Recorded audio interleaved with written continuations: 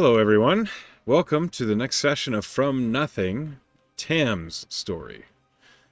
Tam and your crew, you are making your way toward Auger City in the company of the Cravers and their wagon of protected goods under cover of darkness and off the main road when you can.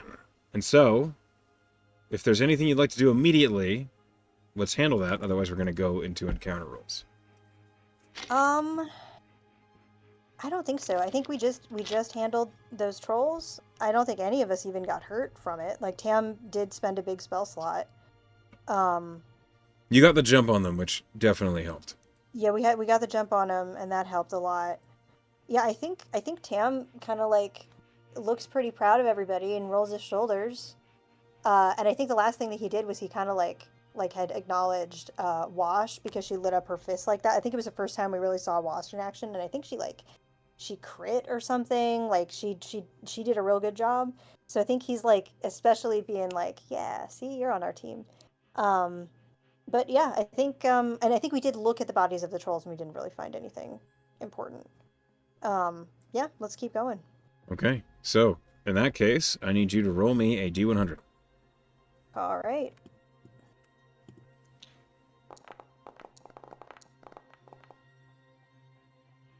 26.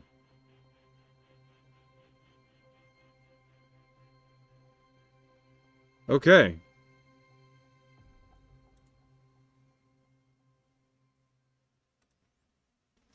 That is interesting. Oh man. Okay, starting off strong. As you are making your way through the forest, along near the road, not quite on it, uh, let's get a marching order, please. So I'm going to pull up the marching order screen.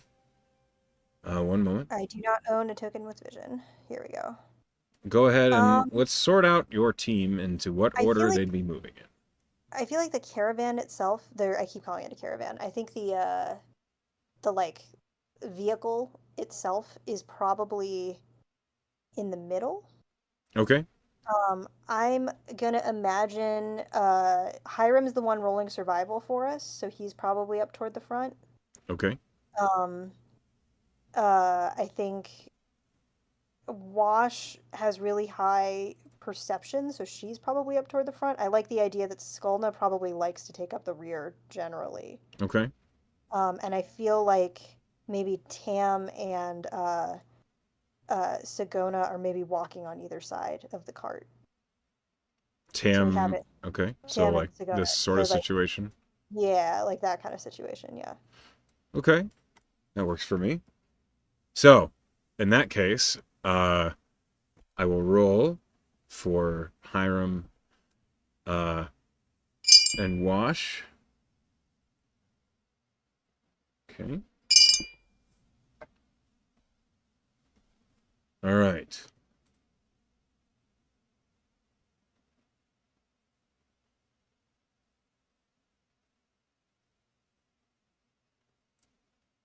That's the wrong song.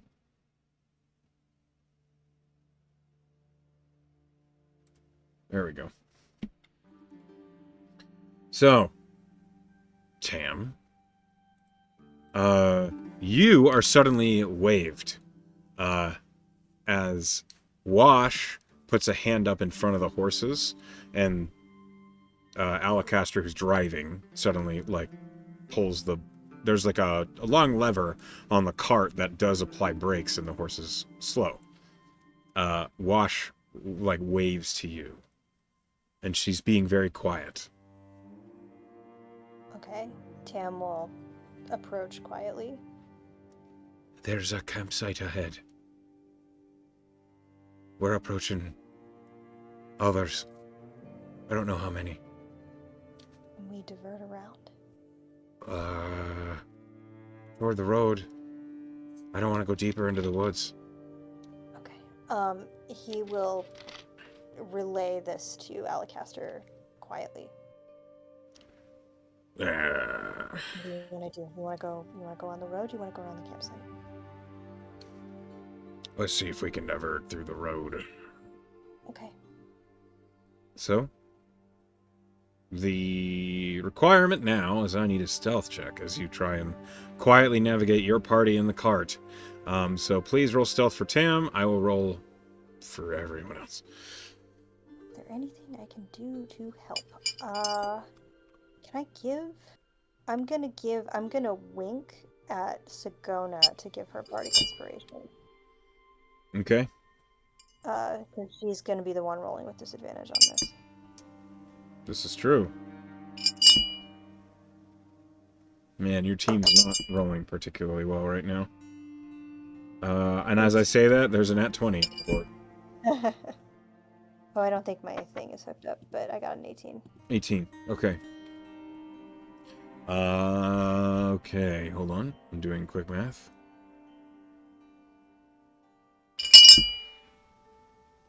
Okay.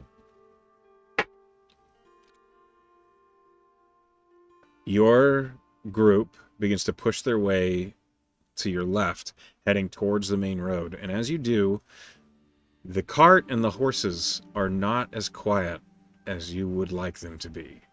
Got it. Your crew are being very quiet, but just the nature of the wheels moving over uneven terrain and pressing through brambles and underbrush is making some noise. I need to make a roll.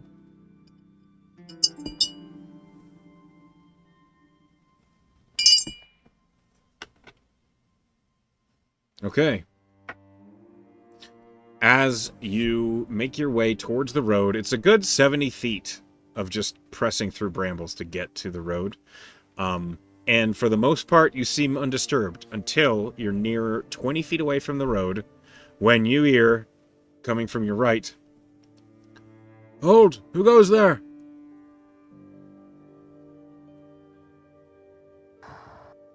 Okay. Kraber looks down at you, waiting to see what you do. You hear footsteps approaching through the branches. Okay, Tam will go to meet them, but not go too far from the cart. Okay. You encounter two individuals who are wearing armor it looks like a breastplate over chainmail. But they're wearing the colors that you would recognize from the Physicary as Aurelian soldiers. Oh. Okay. There's two of them,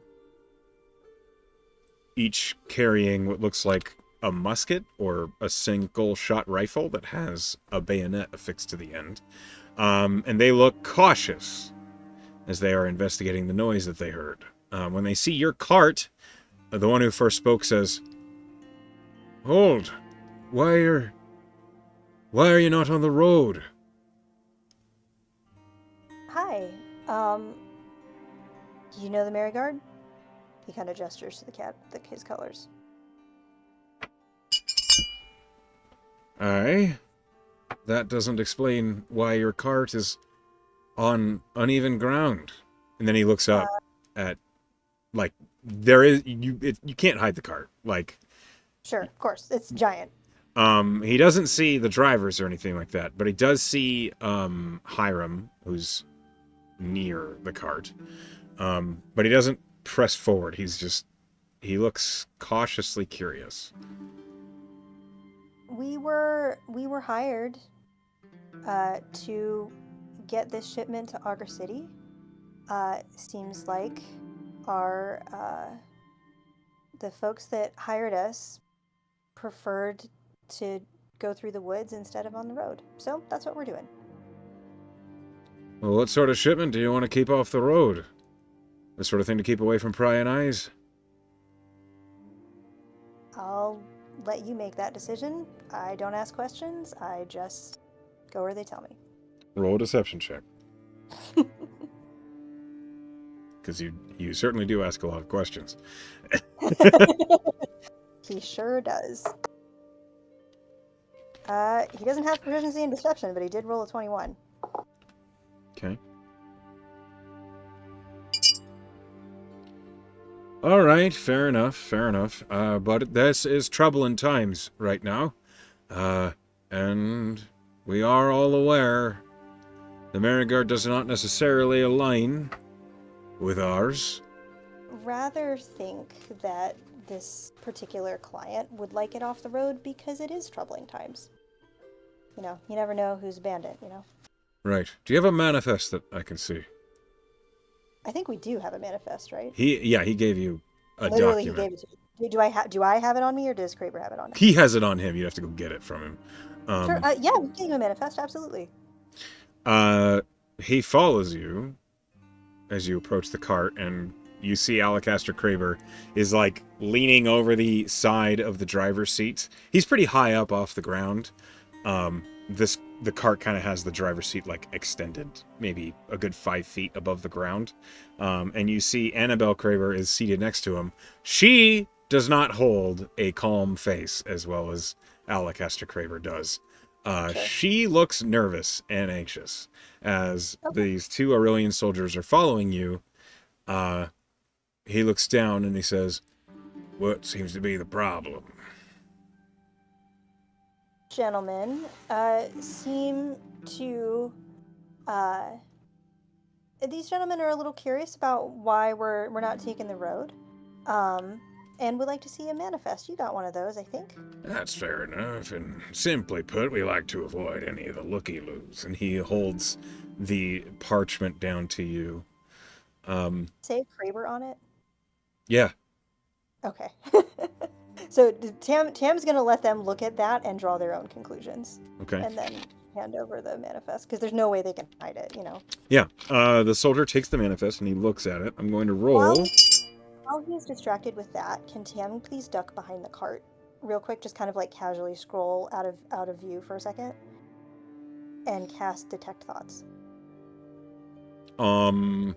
First, there's two soldiers. One of them is not really paying attention to the manifest. So I'm going to need you to try and dip away. You're going to have to roll stealth.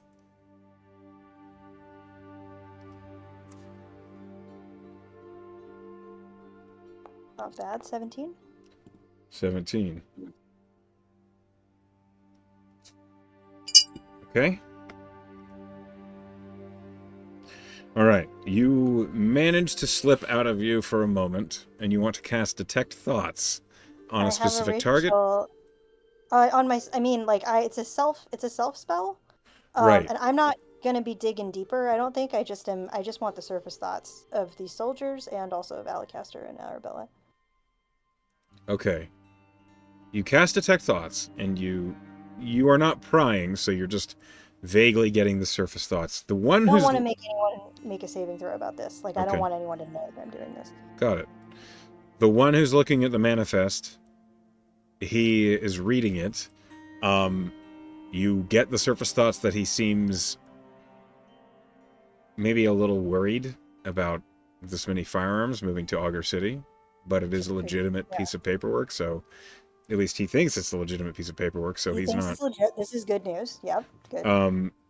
The other one is looking at the cart, and you catch the surface thoughts. That's a lot of armor for a cart. He doesn't like the look of the cart. He seems... He's a little sus. Yeah, he's a little suspicious. The surface thoughts you get from Alacaster are maybe a little concerning to you, because you catch like just the hint of a memory of a girl who announced herself as Annika running up, excited to learn the Kravers were in town. I remember. Yeah, I sent her there, basically. He does not look at that the same way you do. Oh shit. How does he look at it? He seems untrusting. He does not know if he can trust you not to spread the word that the Kravers are around. Because you spread the word that the Kravers are around. Sure. So he is cautious and very, like, his walls are up. But he's thinking about that as he's looking at these soldiers. He's remembering you did that. Okay. Good to know. Annabelle is thinking, please don't look in the cart, please don't look in the cart, please don't look in the cart. Yeah, sure. Okay, so confirmed something weird is up with the cart and we don't know what it is. Yeah. That's Okay. This is the information that I wanted to get with this spell. So good news. okay. As they are looking over the manifest, you hear like small conversation going on between the other guard and Alacaster Kraber. Most of the conversation is, so why did you hire the Marigard just for a simple escort like this and stay off the road? And Alacaster replies, ah, you know how it is. Look at who's here in town, and, well, they start asking lots of questions, they start prying, trying to buy your goods off you before you're set up, and that's not good for business, that's not good for reputation. I just want to get to the capital. And there's like a moment's hesitation, and you hear, well, you don't actually hear. There is some quiet conversation going on between the two Aurelian guards. And after a long pause, the guard who took the manifest passes it back, and he says, well, your paperwork all seems in order. Thank you, sir. And does that mean we're free to go unmolested? And the other Aurelian soldier says, well, it's a public road. We're not trying to molest you or arrest you or anything of the such. Just curious. That's all. And that is an awfully heavy wagon to be taken off the road. Well, you gotta keep the powder safe from the weather and such. Well, you're not coming through at all. I see you talking. Oh, I'm sorry. Can you hear me? Now? I can now, yeah. Okay. Out of curiosity, like Tam has seen enough of these soldiers. These are definitely soldiers, right? Do they These look are like Aurelian soldiers. Okay, cool. You get the impression they're likely, maybe they're fortifications, maybe they're relief. But on the road that they're on, which is heading in the direction of Farum, you know that this is the road that also would lead up and around through Shorewatch to Elvenlock Pass. Okay, and I have a sense that they're here to block or protect that pass. Yeah. This is a patrol. Just from that, yeah, okay, that makes sense. Do I have a sense of like why they would care about goods coming into Auger City, even if they're weapons? Like from my gossip with the soldiers, or I recognize that weapons generally are always going to raise some hackles, especially in the middle of a war. But like this is war; these are weapons that are flowing into Aurelia, not out of it. So, what gives that they're so suspicious of it? Go ahead and roll a straight intelligence roll. Okay. I'm not great at this. Oh, but I rolled a 20 though. A dirty 20. So, typically, you would imagine, based on the conversations that you've had, when arms and weapons are moved, they're usually on official basis. Usually, Okay. it's the Aurelian military doing it. Sure.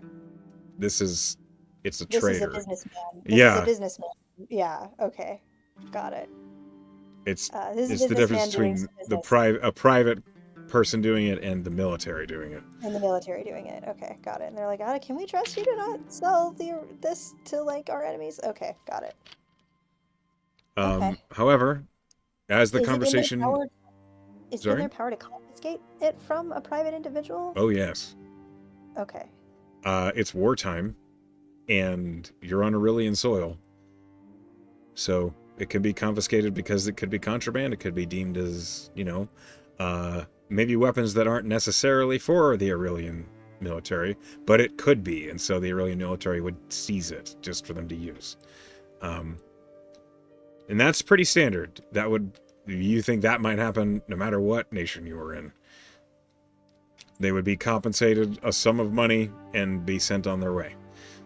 Got it. Okay. Good to know. Yeah. But the soldiers see the cart. They have a conversation with Alacaster. I would like you... Do you reemerge or do you stay hidden behind the cart? Yeah, I reemerge. Okay. When you come back, you see the Aurelian soldier pass the manifest back to Alacaster. And roll me an insight check. Sure will. Nope. 9. Okay. Well, don't worry about it. It never rolls insight for some reason. For some reason, you just cannot read people. The soldiers bid you on your way, but they appear to be paying close attention as you and your group do.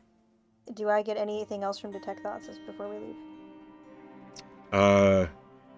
They're guarded. They're being careful. They're thinking about the conversation they just had.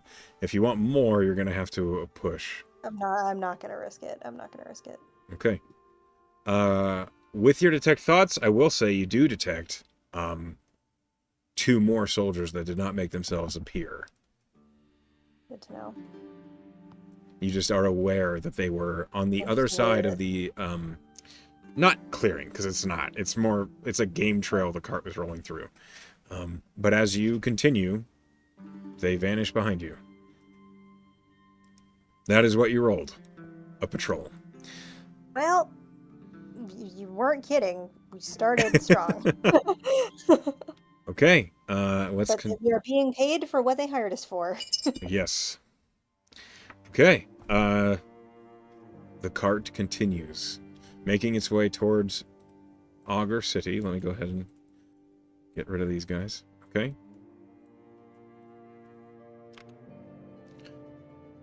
All right. Roll me a d6.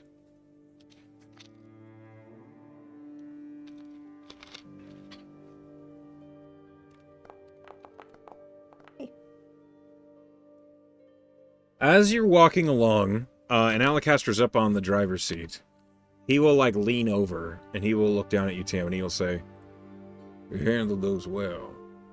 I appreciate the tight-lippedness." Nothing's coming through. Thanks. I generally prefer to handle stuff by talking. I told them I had no idea why. I told them that you told us not to, you didn't tell us very much, and they believe me. I appreciate that. He is looking over at Annabelle and then back on the road. With that 3, please roll me another D100. Sure.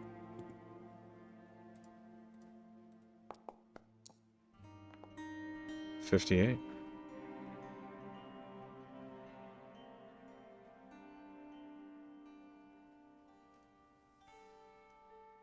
So gonna be Tam. Can I insight check Arabella Annabelle?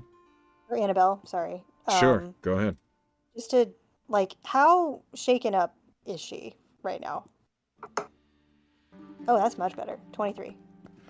She seems pretty nervous. She's not panicking, but she definitely seems anxious, and you do catch her looking behind the cart every so often, looking probably for signs of Aurelian soldiers or the patrol. Sure. But she seems worried, but not terrified. Hey, it's gonna be okay. I hope you're right. We gotcha. It's okay.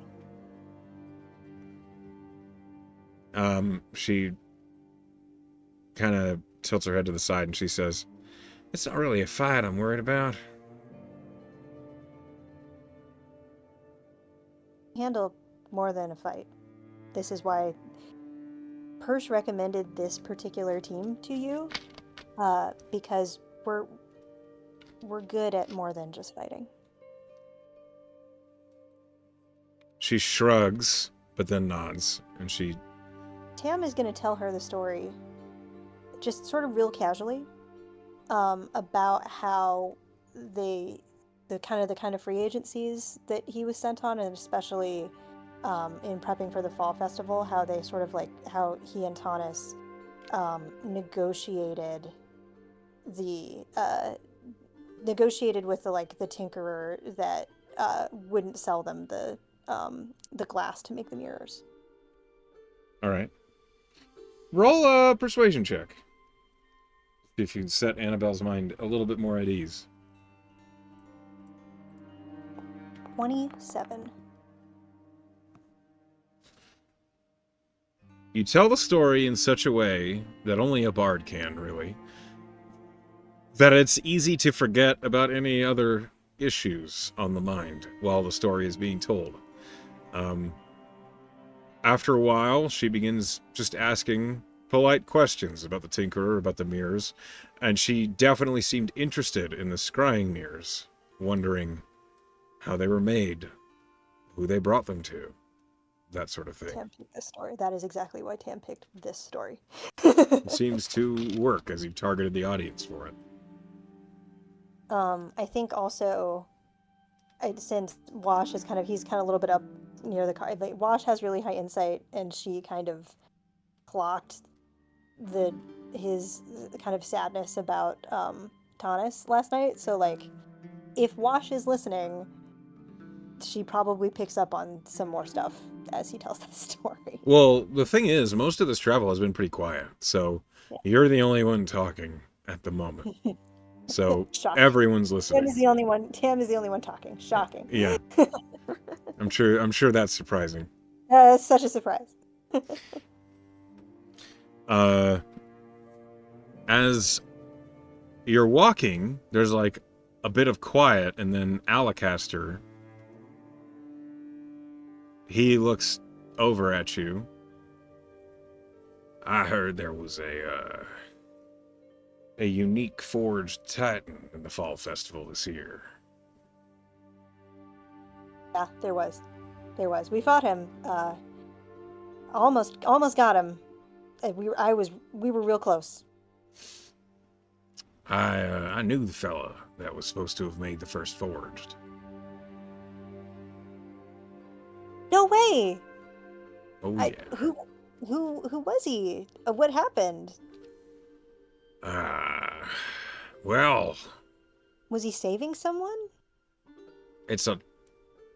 You see, Alacaster kind of like considers how he wants to answer. Roll a persuasion as you ask this question to see how much you get out of him. Oh, natural one. A 1. Oof. Still a 12 for Tam. A But 12 is like, pretty good. A 12. Jesus. Okay. Well, I guess he's a fellow by the name of Bowprick.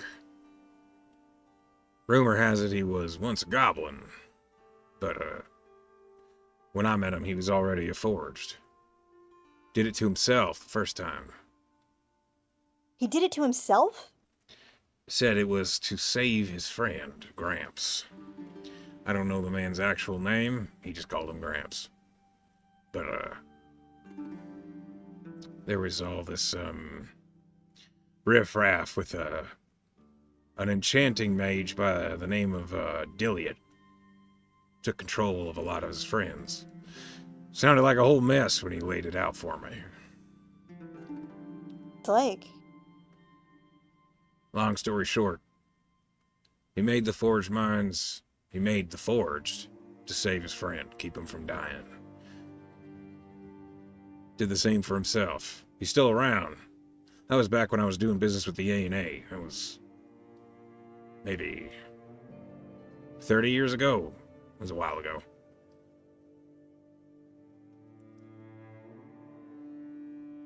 I'm sure he's still up there tinkering in their garage, working on something else. wow. That seems to me a much safer way of chasing immortality of a kind than, well, you know. I got some bad news for you. That there's no safe way to do it. Everybody dies, whether they be made of metal or flesh. Everyone's got a time limit. That's good news for me. There'd be all the songs would be way less tragic and interesting and complex. Ain't that the not truth? for death. So what makes you, what made you sign up to be a contractor? Y'all seem more akin to playing a tavern than you do marching alongside a cart and fighting off trolls. He touches the symbol of the fiddler. Maybe not the easiest thing for a Sarisian to understand, but you could say it's a calling. He kind of furrows his brow. My calling's to the tinkering. What Um, makes a calling unique from a Sarisian's ambition? well, he kind of takes out his holy symbol, kind of puts it in the flat of his hand. This is the fiddler. Mm-hmm. He's the god of music. Um, I think I told you my parents were clerics. I know They the worshipped. symbols, son. They worshipped. Oh, I'm sorry. I didn't mean to be. He's not really a really well known god. Um, my parents, they worship Magos. Uh, they're not really called to music at all. Hmm.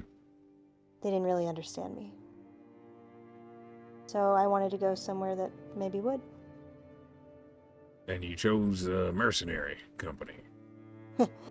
Yeah, it was maybe I learned pretty quick it was a little more than I had originally bargained for, but I also loved it. And you can protect a lot of people from violence with words, it turns out.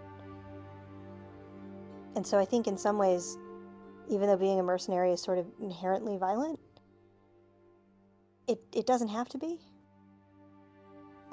And that's why I like my job, is because I can keep it, if I can keep it from escalating, that's what I'm good at. There's an old saying that I heard not too long ago. The pen is mightier than the sword, but it ain't. The pen is the pen, and the sword is the sword.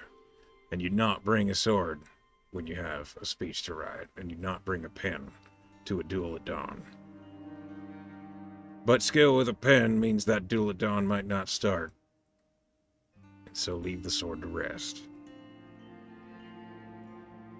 I don't remember who said that, but I heard it, and it rings kind of true. Like a bard. It would be a bard thing to say. To be fair, bards have a tendency to overestimate their skills sometimes. Hmm. Now, is that part of waxing poetic, or is that just an inconvenient tendency? It depends on the day. It depends on the outcome. Hmm. If I say I can do a thing and I do it, you don't know. Well, it's been on my mind, and I feel like now is a good time to bring it up. Um, this task that we are performing, it is required to have a modicum of quietness about it, some secrecy. I was disappointed to learn you spread the word of my arrival to some friends around the town in Farum.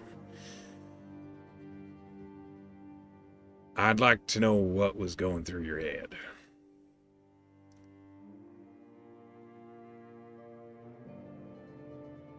I really like and trust Zurich and Annika, and I didn't know that she was gonna go run and see you. Um, I was trying to find out what y'all were about because it didn't seem like you wanted to tell me. And I was worried if I didn't know, I wouldn't be able to help you as much. So I think by trying to solve that puzzle, I made it less likely for you to tell me, and I'm sorry about that. Roll a persuasion check. Or a deception check, whichever is the truth. It's totally persuasion, it's absolutely the truth. Pretty good. 25.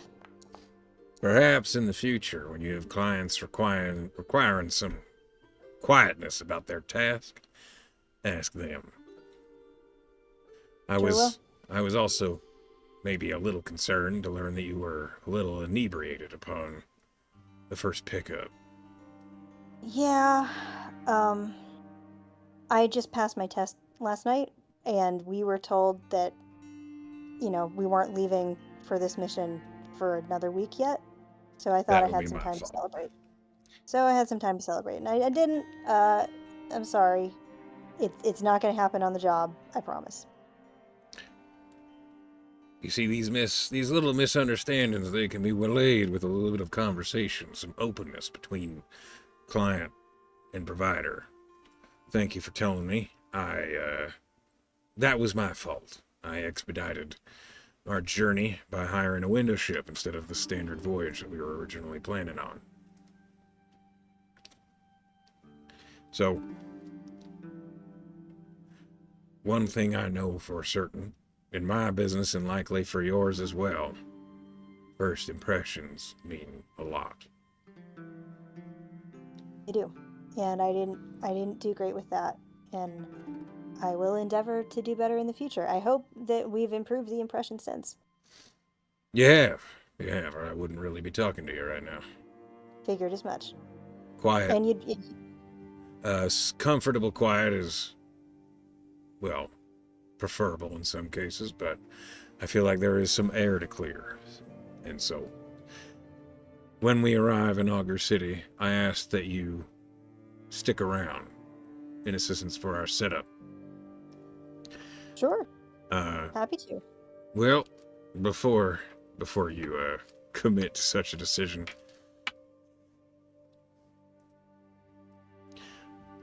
the cart has some delicate equipment in it, as well as the firearms. Magical apparati that are intended as defenses.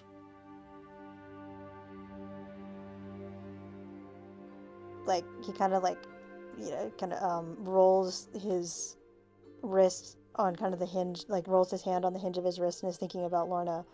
And he goes, defenses like prosthetics?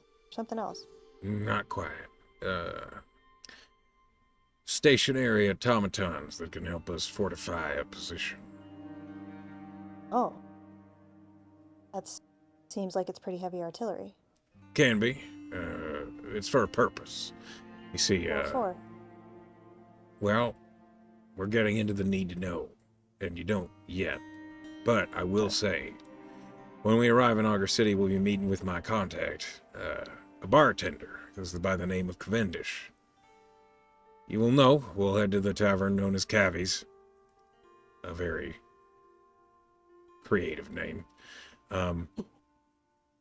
He has a location for us to set up, and we'll be meeting with some people, quite a few, and I'm noticing you have a skill for diplomacy.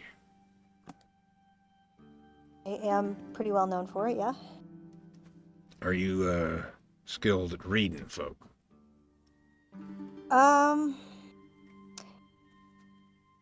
my colleagues here, uh, Sigona and Wash are maybe a little better at that than I am, but I'm pretty good. I'm okay. Would you be willing to take on a side job for a short period of time as we speak with some of these contacts? See if they're being as honest with me as I take them to be. Because I am not Oh so yeah. good at reading Oh people. yeah. I also can, if you give me a day, I can read people's thoughts. That won't be necessary, at least not until we get to town. But we can talk about that later. Just know that I appreciate your aid and that this is a task bigger than it appears. A feeling. Um, but I didn't want to push you, and I appreciate that you set me straight. Um, I hope you can. I hope you can understand. This is kind of my first. We're real skilled. We did real well in the fall festival. I'm well trained. This is my first job, like as a full contractor. So Seem I'm still learning things. seem competent enough, and I did see some of the scry screens. Not completely uneducated.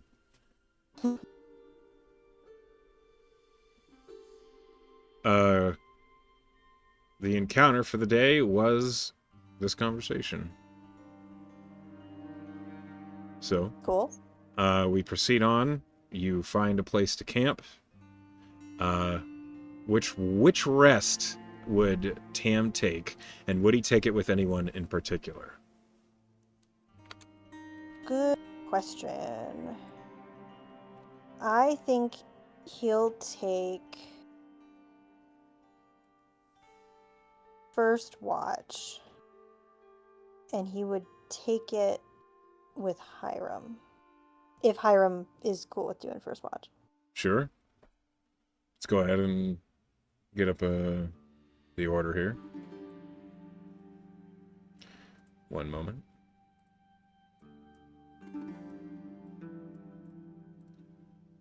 Okay, so Skull is already out here.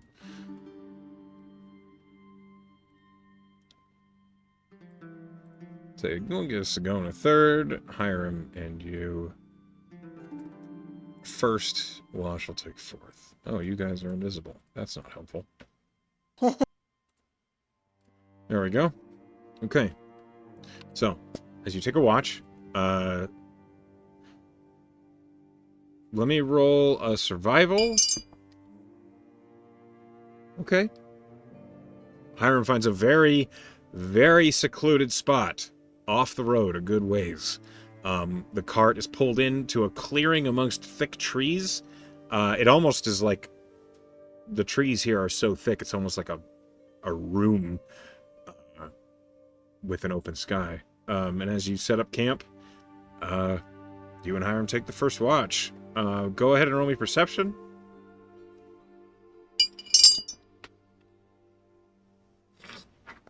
$15. Okay. One moment. All right. 15. Hiram is apparently distracted as he rolled a 1. Oh, what's he distracted by? That's a good question. What is Hiram distracted by? Let's find out. He is rebuilding fittings for his armor. You see he has strips of leather out on his lap, and he's like punching holes and stitching with an awl. He's not paying attention to your surroundings at all. Can I help him out with mending? Or is he more breaking something down than building it back up? So the problem is mending is like it fixes like tears and Sure. solidifies them together, and it doesn't add new material. And you can't really like join separate pieces together with mending. That's not really what it's for. Gotcha. You can aid him in other ways if you'd like to. Like keeping watch while he's working. That might be a good way, yeah. Sure, yeah. While he's doing, I mean, like, Tam will, be looking around, like actually keeping watch, but he'll also, I think, say, "Hey, I'm sorry I freaked you out last night while you were doing your patrol. I just didn't sleep well, is all." He has his helmet off. He just kind of like, don't worry about it. I ask, though, you really liked that tree. Did you see something special in it that I didn't understand? You seem to see a lot of special things in nature that I don't understand. He hesitates as he's focusing on the leatherwork. Call it a knack. You learn to see what's hiding in plain sight. Where from? Do you know what a Nurok is?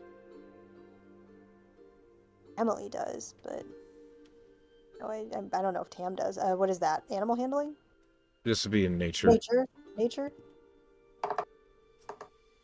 Yeah, 9. No, what is it? Some kind of bug? It's a magical deer. Oh. Very good at hiding themselves. They're hunted a lot. Yeah, makes sense. It's seen as an expression of skill as a hunter if you can find a Nurok. Makes sense. Were you looking for one? No, but it's a good example. Oh, I see. You know how to see things that other people don't because you're used to looking. You accept that Maybe things aren't exactly as they seem. No, Hiram, seem real level-headed for somebody that can get so angry in such a controlled way. He kind of like snorts to himself. Yeah? I mean, I know I'm not like Tame or Makito, where when they get angry, they scream and it's all blood rage and they tear apart everything they can see.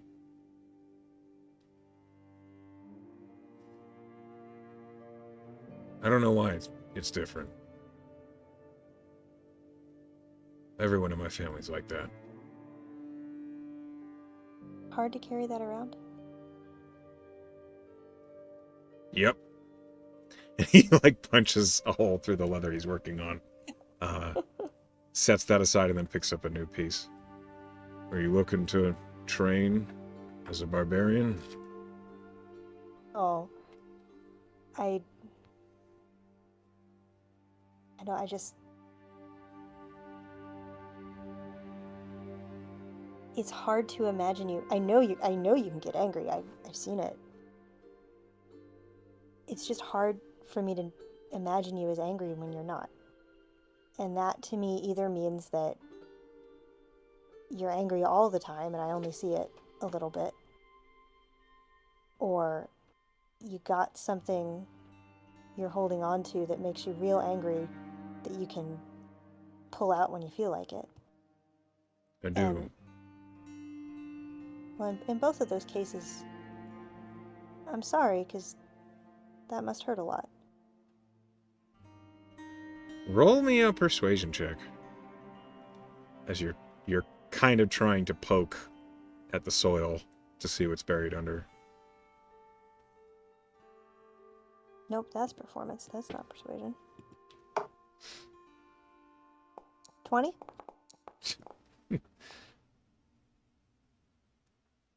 My uncle's chief of my tribe.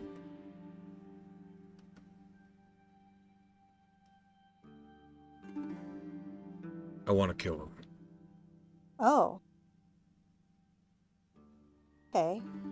Uh, Is he a bad man? Yes.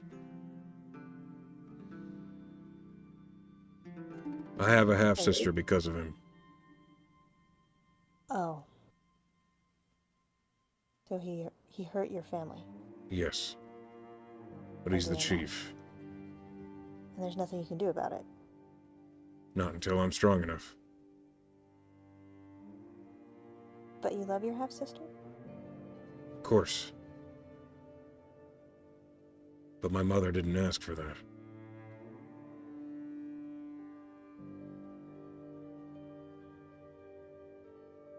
He took her against her will. Oh. And for that he will die. Seems right. Does seem, yeah, I can see that. Who would be chief then? You? I don't know. I don't care. Don't? No. It's not my tribe anymore. Did you have to leave or did you choose to? I chose to. And is your half-sister, is she still there? Yes. Do you When miss my... her? Oh... Mm. She's a little foolish. Always likes to run when we need to hide. Yeah, I miss her. You know, I can send little messages across a great distance if you ever want to talk to her. No, Okay. that might get her in trouble. Well, it's coming from me.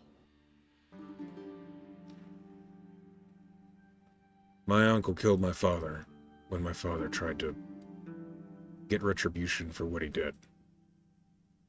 Oh. You don't want this to blow back on you. Or Or her. on her. Sure. I don't give a shit what he tries to do to me. Well, I do. Hiram. Let him try. I'll kill him. Hiram, I believe you. But you're not. I hope you're not planning on doing that by yourself. I have to. Why? Because he violated my mother. No, I understand the premise. Like, I get why it's important that you do it. What I'm saying is, you don't have to, like, go through all of that by yourself. Like, we're a team, and we can support you in your vengeance quest. He, like, sets the leather down and looks at you, and he says, It was my mother. And he's my uncle. It's my family. I have to be the one to fix it. Okay, but you don't have to do it by yourself. Well, if I perish, I would expect you to avenge me. Well, yeah, of course, but I would prefer that you don't perish. That's why I'm suggesting that you don't do it by yourself. I understand. Do you understand how you sound like someone that wants to just throw yourself at a wall as if your life doesn't matter? Hiram, it does matter. It matters to me. You barely know me. I fought in a fall festival with you. Yeah, we fight together. You're my comrade. I have defended you from... You really don't think I don't care about, like, whether you're in pain or not? You think I use these spells for no reason? I didn't say that. I defend you in a fight because you're my friend. But you don't know me. Okay, so talk to me and then I will. But I don't know you either. Okay. Ask me a question. What do you want? I want to help you succeed? No. What do you want? Oh.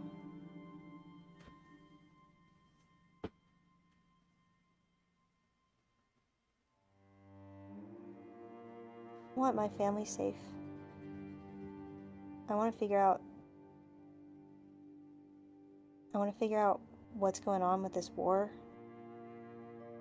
that's kept my family away from its temple.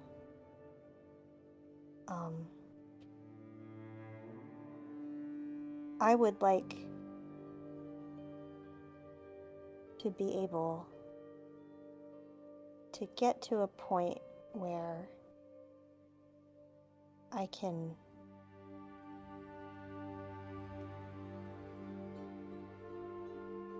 want to tell a story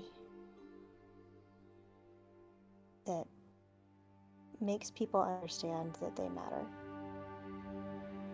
And maybe that doesn't seem like a very big job, but to a bard, it means kind of a lot. I don't feel like I'm really good as a fighter so much as somebody that keeps the fight away. And weirdly, I think that's why I need to be on a team that fights. Because sometimes it's better not to. And I know that in your case, you know, it's better to do the fight. And, you know, that's good. It's good to go into that with your eyes open. But I don't get to tell the kind of story that I want to tell until I have stories to talk about. So I better find some stories. And I'm not going to get any stories if I don't have friends. I have another question. Yeah. Do you want to tell these stories because you think that's what you should do?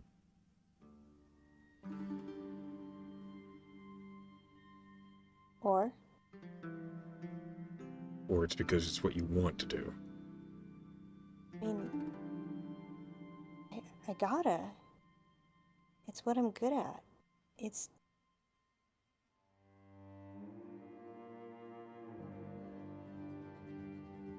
Look, I'm not gonna say that, like, everyone should be peaceful all the time. I'm in a mercenary company. That would be foolish. It would be foolish. And honestly, it's kind of what I came in here thinking. But I think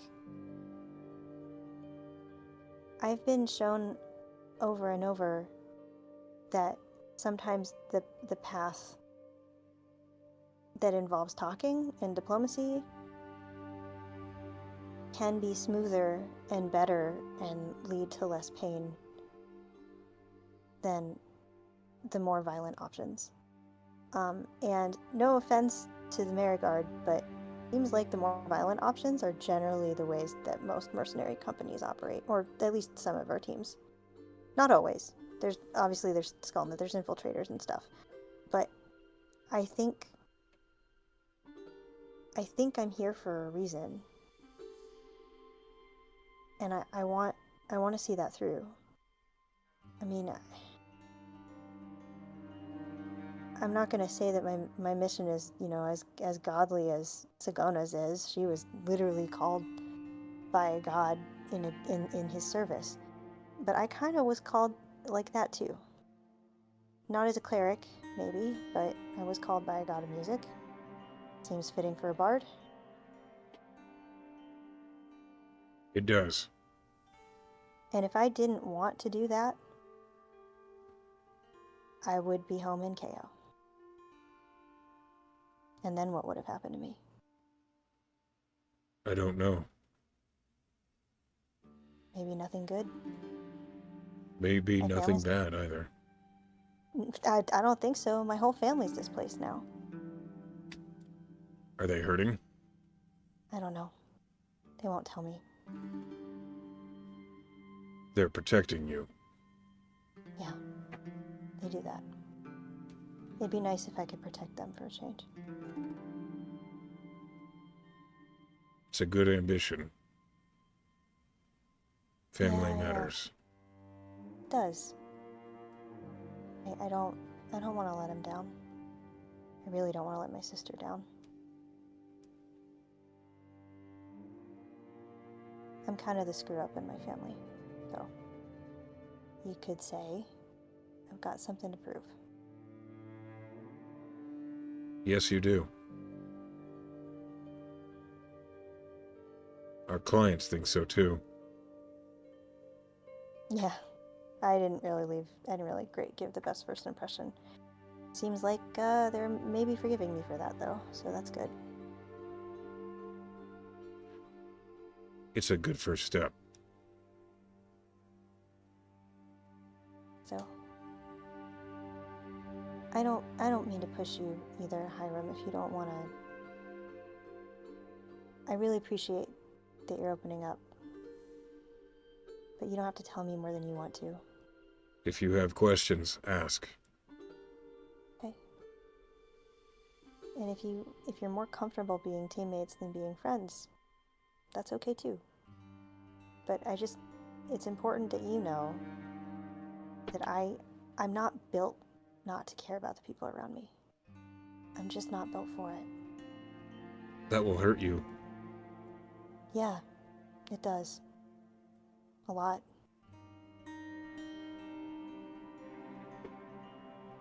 I understand. It hurt me too. Yeah. It's easier, I think, sometimes to just shrug it off. But I can't do that. Hiram nods, looking back down at his leather work. I consider you a friend. Thanks, Hiram. Consider you a friend too. I don't tolerate the presence of people for almost a year, if they regularly piss me off. Good to know. Well, I'm glad that you decided to stay on the team. understand that I'm kind of a lot, and I seem to sometimes be an acquired taste. So I appreciate that. I don't like talking, so I'm happy to let you do all of it. Yeah, Skulna's agrees with you on that, I think. She does. I imagine you've had some very pleasant conversations that mostly consist of silence. Yep. She's good at cards. She's good at dice. He kind of narrows his eyes as he's looking down at the leatherwork. There's probably something more to that, but I'm not going to worry about it. I'm sure she cheats. I wouldn't say She's that rogue. where she can hear you. Yeah, that's probably smart. He kind of looks over his shoulder to see if she's asleep. She is asleep, yeah. um, you know, it's good to know. Okay. Oh, good. Look, I know where she is. That only happens if she's unconscious. And sometimes even then. Agreed. I'll let you get back to work. He just doesn't say anything. He just continues working on the Actually, fittings. after about 20 minutes, he's gonna. Sorry, Uh-huh. Tam will say one more thing. He'll say, "Hey, would you mind describing what a neurok looks like?" He, like, looks up from the leatherwork, looks over at you, and he is looking to see if you're serious. He's serious. I can roll persuasion about it if you want. No, just like a quick glance. He's like,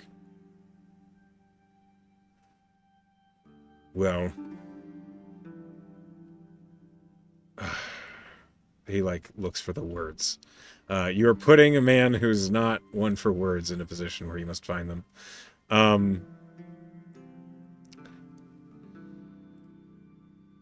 It depends on the Nurag. Depends how old they are. The ones that you see where I'm from,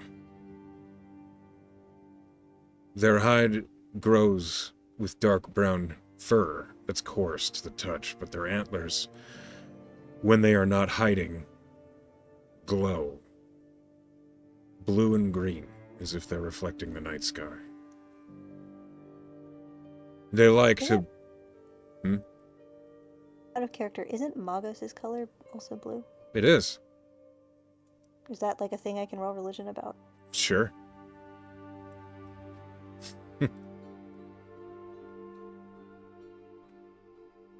Religion. It's not bad. 16?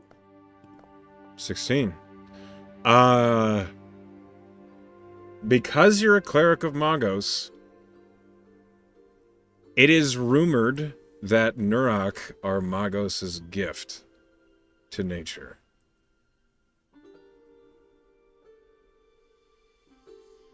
It is said they are born with innate magics because the god of magic himself fathered the first one. I like that a lot. Go ahead, sorry. He just was going to continue describing a Nurag.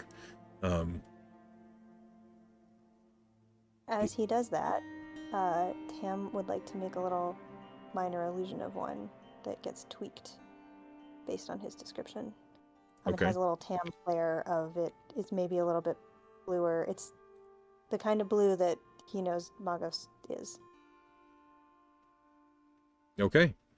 It looks like a giant elk, but with, as he's described, like brilliant blue antlers, and then almost like it's as if the fur toward the hooves like grows out like a Clydesdale's, where it almost becomes like fur sleeves, but that also is spangled in blue and green, and it's scintillating. When the Nurag is hiding, you cannot see it. You have to look for where the Nurag ought to be, as Hiram says. You have to look where it's supposed to be, and then you'll see it. And that's a knack that he says it takes hunters years to master. Oh. And when you finish, he glances over and he says, right, just like that. I just wanted to see one. I figured this is the only way it's possible, considering that I don't have the knack like you do. It's rumored they're different all over the world, but that's what they look like where I'm from.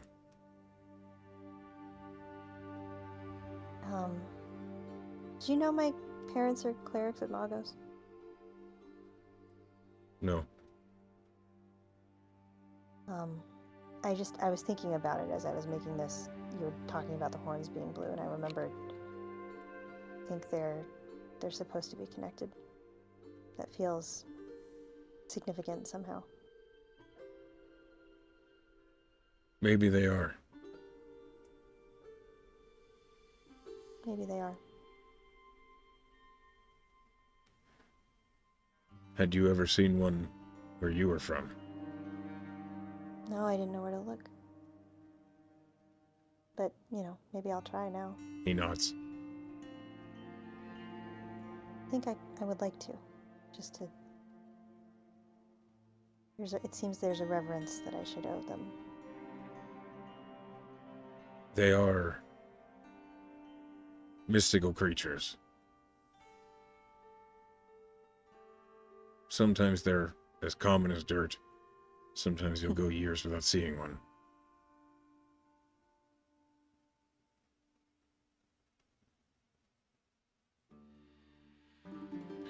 Sometimes you know where to look for something that you want. Sometimes you don't. That is the truth.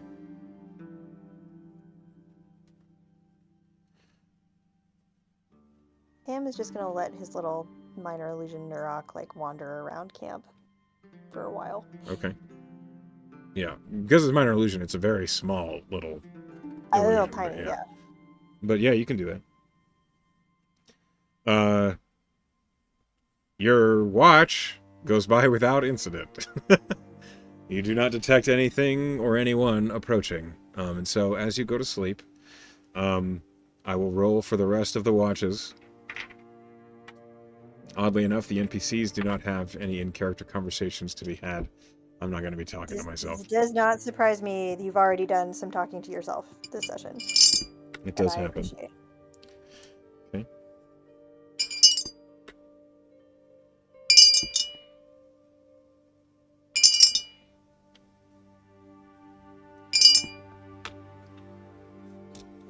More dice.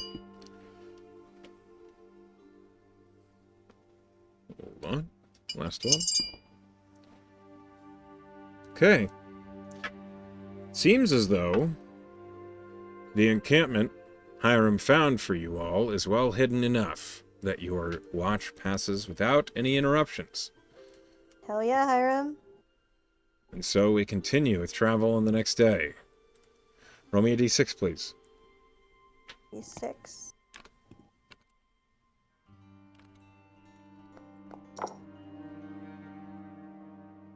Okay. The next 2 days of travel go by quietly.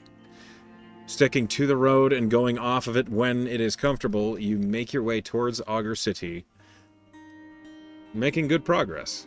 The weather is comfortable. There's no heavy rains or heavy winds that make it difficult to travel, which is good.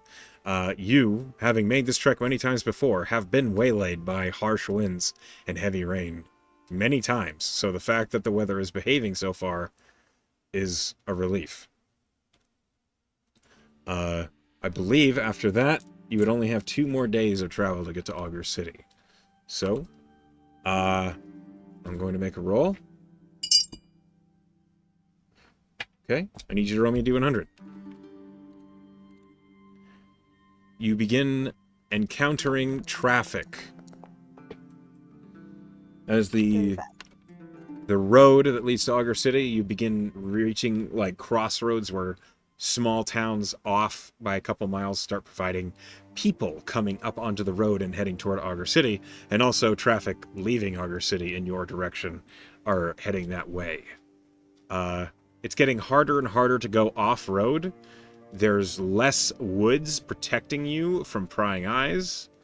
You're nearly there, but it's also getting... People are giving your cart and you some weird looks. You have like a couple more encounters with Aurelian patrols, but they don't stop you. They just notice you. You are seen as you're making your way. With a 35. Okay.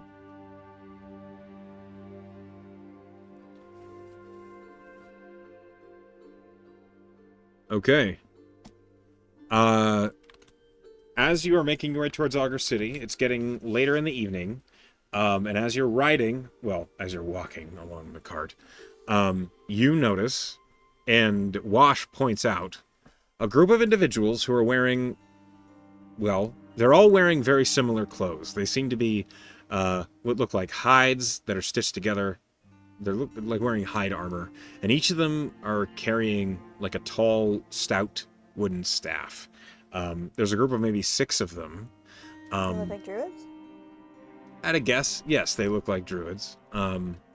They're maybe 90 feet off the path, but at the where you are right now, it's clear everywhere. It's like you're going over a highland, so they're just watching you as you're riding along.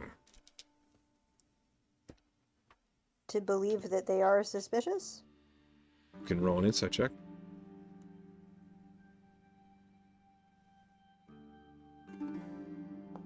15. They're a little far away to like read their emotions, but they're not doing anything that seems to be hostile. They're just standing in like a half circle, and they've noticed your cart and are watching as you proceed. Oh, are they doing some kind of like ritual or something like that? If they're in a half circle, like are they like half circle like watching, or are they sort of like half circle, we're doing something here? Roll Arcana.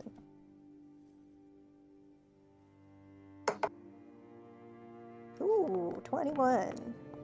With a 21, you see there is a very thin, hard-to-see plume of gray smoke rising from the middle of their circle. It looks like they were performing some sort of ritual, but have stopped upon seeing your cart. Okay. Do I have any sense what the ritual is? Roll a nature check. Oh man. We're just progressively getting to rolls that I'm worse at. Yep. Yeah, it's not as good. 9. 9. You've no fucking clue. Yeah, it's fair. I know they're doing something. Okay. Well, they don't seem hostile. They've stopped doing whatever it is that they're doing. We shan't bother them. I will see We will with your high insight. You'll notice Hiram looks like he just nods at them. It seems like he recognizes what they're doing, but he doesn't say anything because he's not likely to. I'll give him a little. I'll give them a little up. Follow Hiram's lead and give him a little up nod. And continue on our way. And as soon as we're away a little bit, be like, Hiram, what was that? They're performing a plant growth ritual. Oh, they're making the plants. They're growing more of them. He kind of like narrows his eyes at you and he says, They're enriching the area for farmland. Oh, well, that's nice of them. I like that. It's very common. Have you not seen that before? No, I'm a city kid. Oh. Druids do that frequently. The local circles, it's their responsibility to make sure. Especially whenever there are monsters about, the ground gets torn up. Magic poisons the growth. Oh. Never thought about that. We live in a world with monsters. Monstrosities and aberrations. It would be my tribe's duty to clean them out. Why did they stop when we got close? They didn't. Oh, it just seemed like they did. He kind of tilts his head and looks at you. I don't know. It seemed like they were watching us and not doing a ritual. What matters is they concentrate. Oh. Okay. I get that a little bit. Huh. Do you have magic that you just need to focus on? I do. Yeah, I do. I think it's the same. I would Huh. have to ask my shaman, but I'm not exactly on speaking terms with any of them. For understandable reasons. Huh. Oh, well, that's useful to know. Thanks, Hiram. Again, you know a lot more about nature than I do. It Same comes kid. with growing up out here. Yeah. Well, here.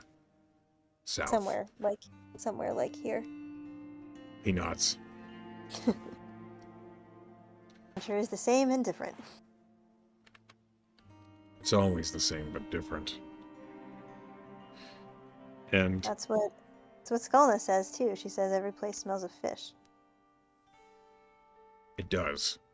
He seems a little confused about that fact as he acknowledges it.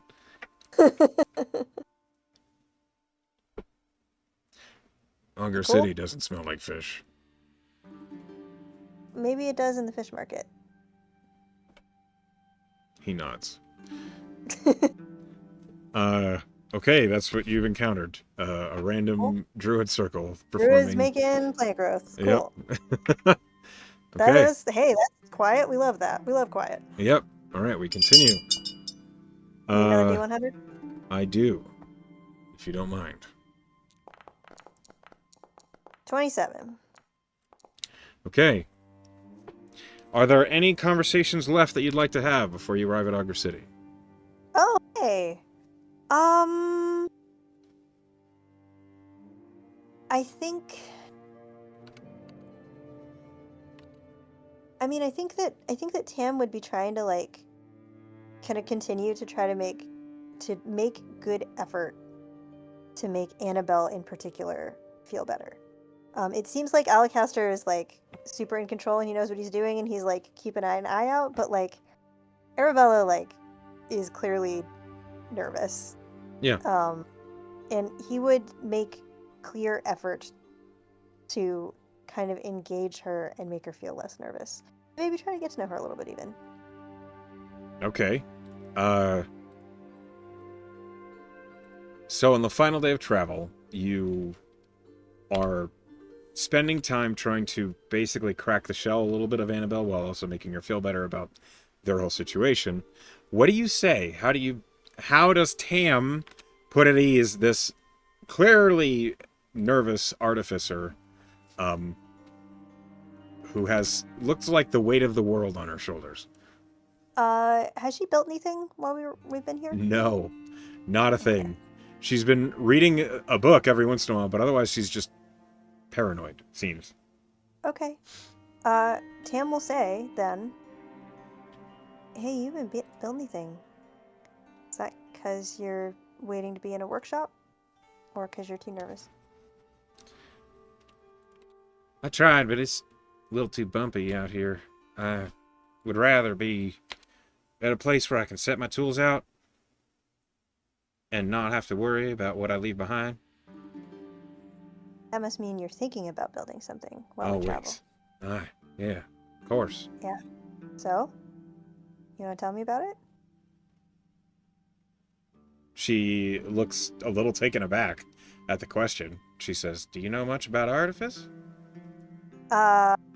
Well, I am friends with some great artificers, and I cannot claim that I will understand precisely the ins and outs of everything. But there is a wonder to artifice that I am a really big fan of. And it's why I like talking to artificers. They see the world in a really different way than I do. And even if I can't quite understand it, it's always wondrous. And I like that. Huh. All right. Well. And she, like, looks over at Alacaster, who looks back at her, and he just says, Go on. and she looks at you, and she says, all right, so I had this idea. If you blend sulfuric acid with the right kinds of hydrocarbons, it'll create its own electron-oxygen pulling mechanism, with which means you can have a constant fire, no chance of it going out, no need of its own fuel. It'll last until you intend for it to go away. That magic. Right. Chemical. You know, is it out of care? Is it okay for him to know the Eternal Flame spell like exists because he's a cleric?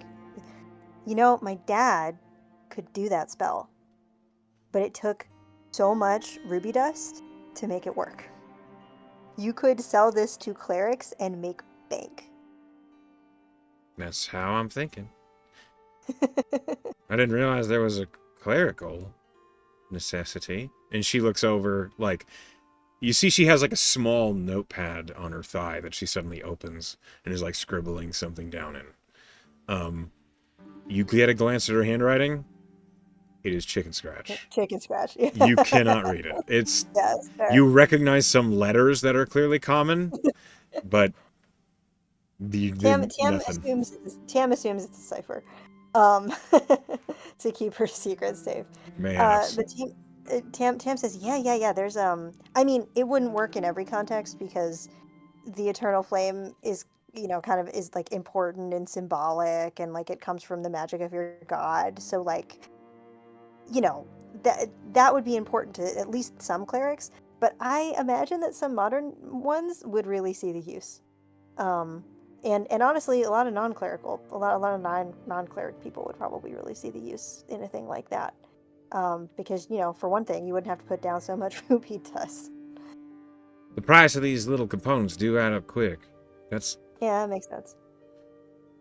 She Do you have to keep feeding it or anything, or tinker with it? Or... Once the reaction begins, it is a self-sustaining reaction, which means that the output of one of the chemical reactions fuels the beginning of the next, and so on and so on. It's incredible. So, what else would you use this for? Well, all kinds of realistic uses for it, but I don't think that's what you're thinking about. She considers your question for a moment.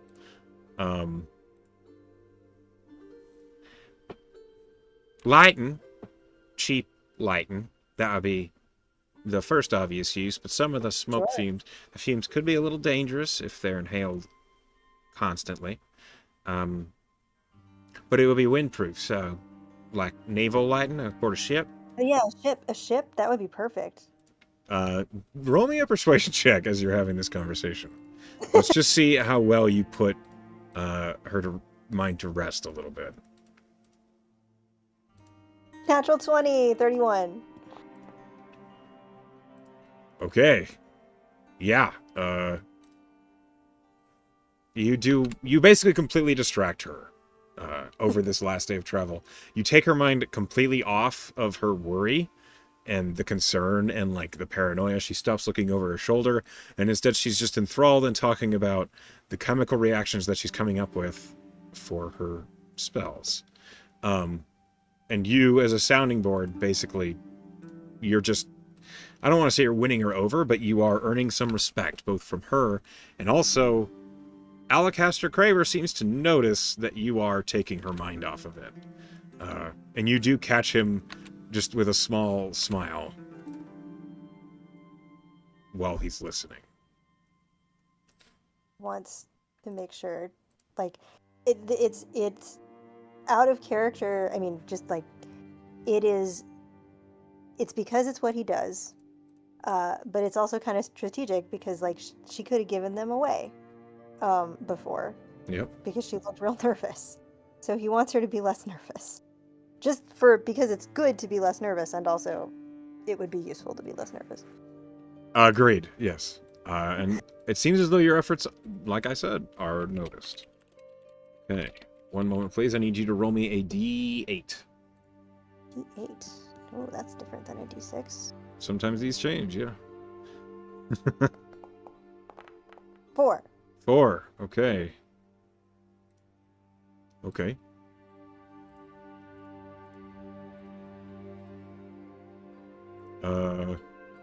All right.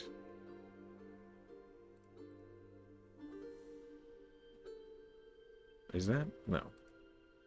Maybe. All right. It is the following evening that you arrive outside of Auger City. You've been to Auger City before. The Sithering River that cuts along the side of it, basically being the queue that you are about to approach, suddenly falls away, and before you is the big gates to Castletown, right into Auger City. And this is what that looks like. Oh, yeah. We've been here before. You've been here Look. before. As the caravan is rolling its way up the road towards the gates, you notice a lot of Aurelian soldiers on patrol. You notice a lot of city guard. It's late in the evening, and so your cart is attracting a lot of attention. And a few guards do approach, and the nearest one just says, "Hold there, if you don't mind." Sure.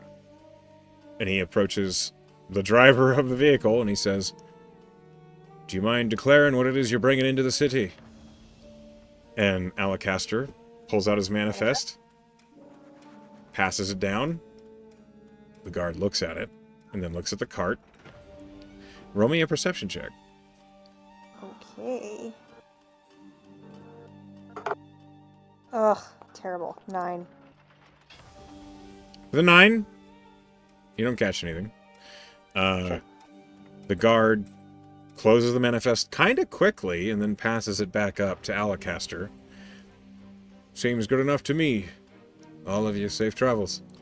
And the guard steps back. He just kind of waves, and the cart begins to move forward. As the cart rolls forward. Did I catch that he closed it quickly, or is that 9? Can I not roll an insight with a 9? I described it. You noticed that it was closed quickly. Okay, I'm gonna roll insight on this guy. That's nothing. 10. Your dice continue to tell you My no. dice continue to tell me no. That's fair. As you make your way into the city, Alacaster leans over the side of the car to you and he says, "Right, now, I've not been here in quite a while. Do you know the way to Cavies? Of the... I think the Windstar district?" You see, he's like... It's like he's remembering something somebody's told him. Do I know the Windstar District? I've been here a whole bunch. Roll me history. DC's low. Sure. I didn't roll high. 13? With a 13, yeah, you know where the Windstar District is. It's kind of the upper, it's like upper middle class. The town is big, and you know that a lot of the town is actually outside of the walls. You're passing through in between buildings, and the district that you remember is called the Four Forges.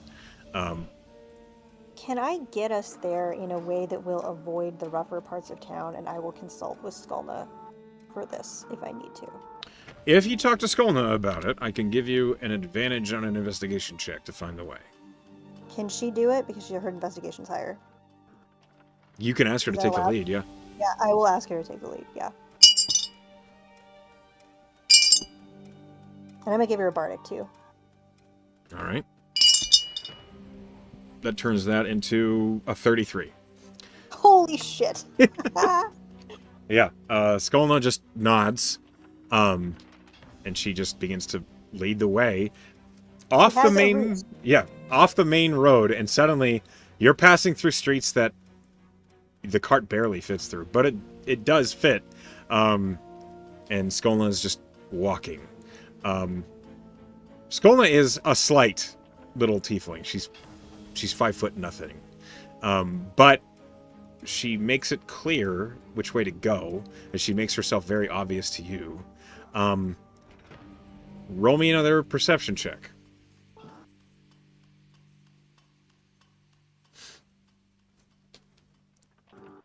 Come on, dice.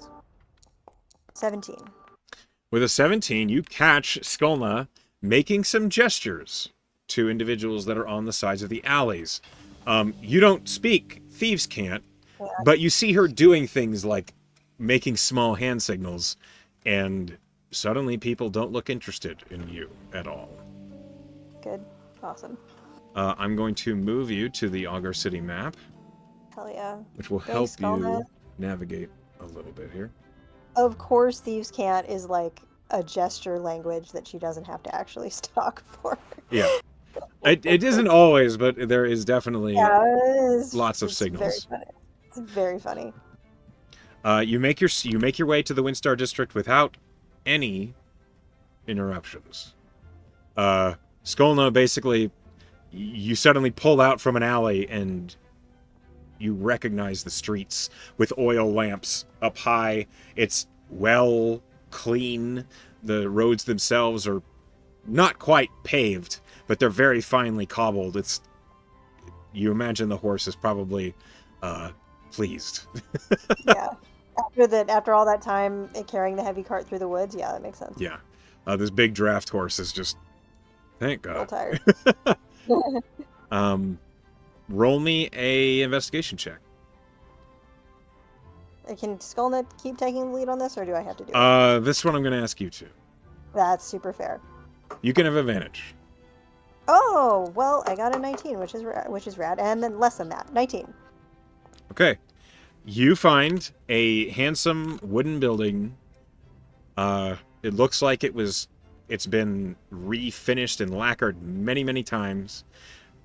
Painted over brass over the door. It says Cavies. Points it out. Well, would you look at that?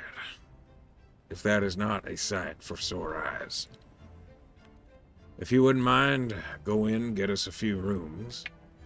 I will start settling down the horse and see if we can't fit this into a stable. Contact is already here? Cavendish. Oh, okay, well, he is here then. Yeah, sure. When you head into the tavern, you see that behind the counter, firstly, the tavern is empty. Interesting. You Oh, don't I guess know. it's late at night. Well, it's late at night, which is weird for it to be empty. You'd think a tavern would be very busy. Yeah, that's true. That is weird for it to be empty. Okay, huh. But Weird. this individual, who is a human man, actually, roll me a investigation check. Okay. Come on, dice. You gonna give me... almost a 16 and then an 8. 10. You see a human man with, like, dark black hair and a goatee, is smoking a cigarette, and he's sitting on the counter. He has a book open on his lap, and he looks up. Ah! Are you my Marigard contractors I was expecting? Yep. Sure am. Perfect. Does that mean you happen to have a certain elderly fellow in a heavy wagon? Sure do. And his is Arabella his daughter, or sorry, Annabelle his daughter, or Annabelle is his granddaughter. Annabelle is his granddaughter. Yeah, his granddaughter's here too. We failed to mention that. That's fine. Right. I will go make sure he's settled. Why don't you all take a seat? I'll be right with you. And he hops down off the counter back behind it. I've been sent to get some rooms though. Oh, We're good for rooms. how many do you need? How many are you? We are just my company is 5. Are we 5? Yes, Are you're we 5. Okay, we're 5. My company is 5. It's okay for some of us to room together though. If you don't, he looks around. Have the space. I have 3 rooms of 2 beds each. Does that work? Yeah, that works. Well, there you are. And he sets 3 keys down on the counter. Thank you kindly. Mm-hmm. If you happen to see my friend, well, you'll know him when you see him. He's quiet, doesn't say much. Just pay him no mind. What do they look like? Do you know what a forged is? Yeah. Alright, then you'll know him. All right. And he makes his way out of the counter. And then he says, wait, did he... I'll give him a key, never mind. And he goes back outside. You see the keys are marked with no room numbers. You can go get yourself settled in. Okay. But as you are looking around, you see this tavern. There's stairs that lead up to a second story, but the second story is like cut away. So it's like a hallway that has doors to each of the rooms, and then you can see them from the first floor. You can see the second story doors from where you are. That's so weird. They have like a banister in front of them. It's like balcony all the way around the second story. And then you see there is another staircase that leads up to the third story where there are more rooms. In the middle of all of this is a big stage right in the center of the tavern. And as you see that, before you can say anything, Sagona says, "Don't you be getting any bright ideas? I didn't say anything. We're here working. Not I working." only looked and thought about it in my heart. I saw that all over your face. As It was you, in my heart, Sagona. before anything else, as you are looking at the stage, you turn to the left and start heading toward the stairs. You see at the bottom of the stairs, leaning against the wall, is an enormous, maybe 6'7", 6'8", forged. He's wearing a long coat. You see that his belt is bristling with firearms. You see several pistols and what looks like a scimitar or a falchion. Some sort of curved edge blade is hanging from his belt. And he looks over at you, and he just nods. He doesn't say anything. Nod back, give a little 2-finger salute, and go up to his room. As you head to your room, that is where we will end tonight's session. Incredible. We got there, yay! Welcome to Auger City. You finally made it. We did it! And so, as we come to the end of our session, I want to say I hope you had a good time playing. I had a fun time running for you. And to those of you who are at home or at work watching, my pen and everybody else, And we love you all, and I wish you all a good night.